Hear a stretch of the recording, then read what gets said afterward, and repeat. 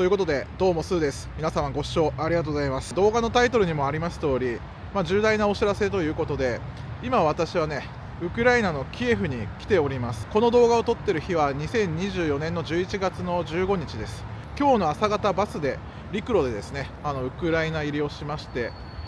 今なんとかキエフに到着してっていうところで、今動画を撮ってます。現在の気温はね、3度ぐらい、結構寒いです。ちょっと今ね曇っちゃってて、雨とかは降ってないんですけど、今ホテルの近くのね公園で動画を撮ってるんですけど、次回からですね日本を出発してウクライナに入って、ちょっと自分が行きたいところがありまして、ウクライナの国内でねそういったところをちょっと巡る動画をちょっと出そうかなと思っております。それで今私がいるキエフは、かなり安全な状態というか、何らね今日ちょっといろいろ街を見ましたけど問題なく過ごせてます。で空襲警報が鳴ったりとかそういうこともなくてですね、皆さんがこうメディアで見てるような聞いてるようなウクライナとはちょっとかけ離れてるぐらい平和だなっていうふうに感じております。ただちょっとね最初に申しておきたいことがあって、自分が今回ね違うとある国を経由して陸路でバスで入ったんですけど、その道中でですね、オデッサという町に、立ち寄りました。バスが一応そこに止まったんですよね。その時に、夜間のね、攻撃をちょうど受けてるタイミングで私が、オデッサにいまして、かなり至近距離でミサイル攻撃等がありました。これ人生初めての経験です。一応その瞬間っていうのもね動画では撮ったんですけど、うわーすごいやばいやばい。対空砲で、ミサイルを迎撃したりとか、ちょ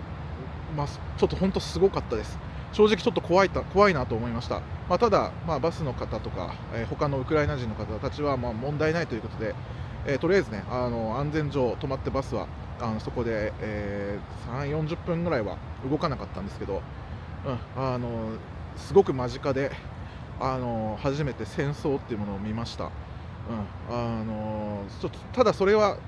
大丈夫でした。自分はその後普通にバスも動いて移動していきましたし、被害を受けたとか道が壊されたとかはなく、どこに落ちたかは分かんないんですけども、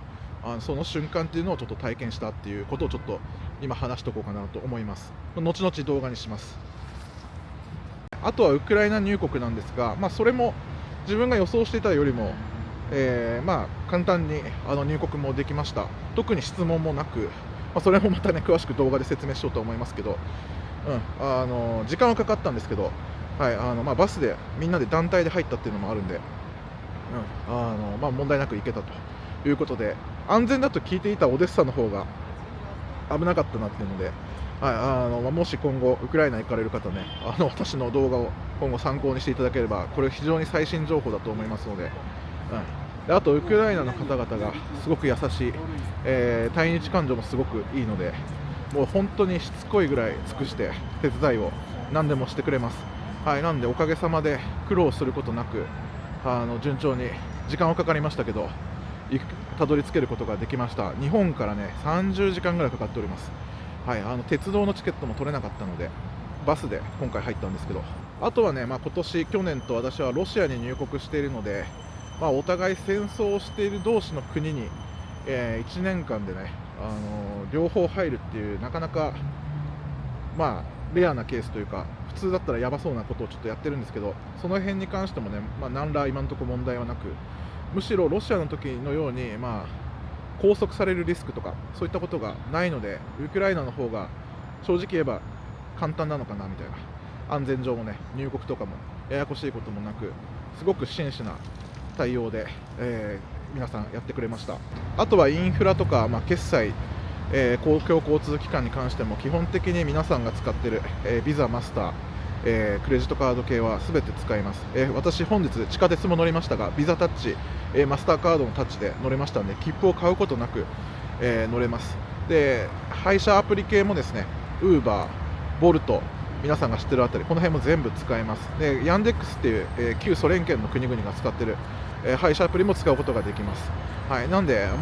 本当に普通に海外旅行、ヨーロッパ行く感じで行けます。これはロシアと違いますんで、キャッシング等も普通にできるので、あと街の両替屋さんもあって日本円でも両替普通にできます。でお店もかなり充実してて、本当にね戦争している国とは思えないぐらいの、はい、快適さがあります。あとは今回私がね、こんな時にウクライナに行きやがってと、おっしゃる方が多分ちらほら現れると思いますし、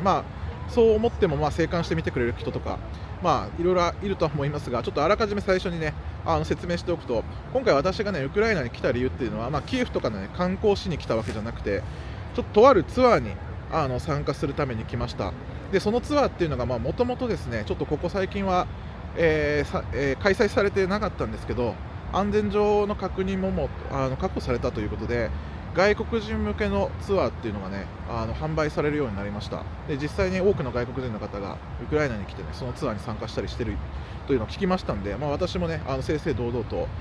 そのツアーを申し込んで、決済まで完了して、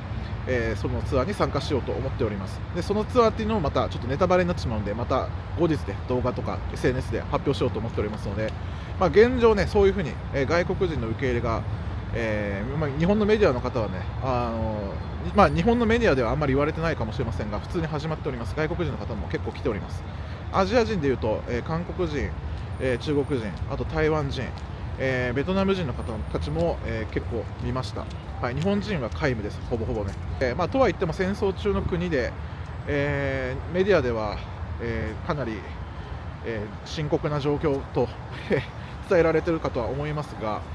実際ね、その日本の人たちが見てる内容と、グローバルスタンダードっていうんですかね、あと現地の状況っていうのは、かなりかけ離れてる。で、それに関しても最近日本人の方も気づき始めてますよね。なので、実際に行くなと言われてもしょうがないことでもあるんですが、私はこういうことを仕事にしておりますので、自分のね、自己責任で、はい、もちろんちゃんと帰る手段も確保して入国しているということだけお伝えできればなと、思っております。全部自己責任でやりますのでね、はっきり言ってどこの国に行こうが安全だ安全じゃないとか関係なく、皆さん海外旅行普通に行かれる方でも自己責任ですよね。海外旅行なんかトラブったから助けてくれっていうのは、保険とかね、いろいろあると思いますが、そういうの使うのは全然いいんですけど、なんか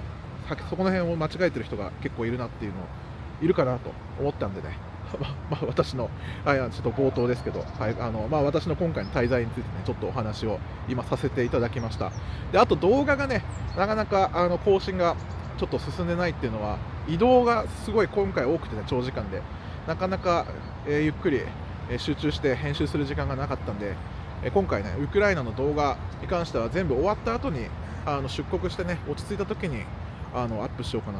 と、SNS もね、そういうふうに考えております。つまりこの動画がアップされている頃には、私はもう無事にというか普通にウクライナを出国してですね、もう第三国か、なんなら日本に帰っている頃だと思いますので、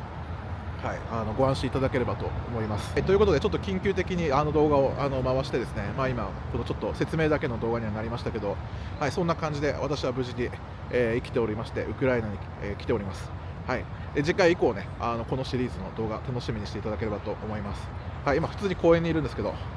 超平和です寒いけどね。はい、そんな感じで終わりたいと思います。引き続きよろしくお願いします。それでは。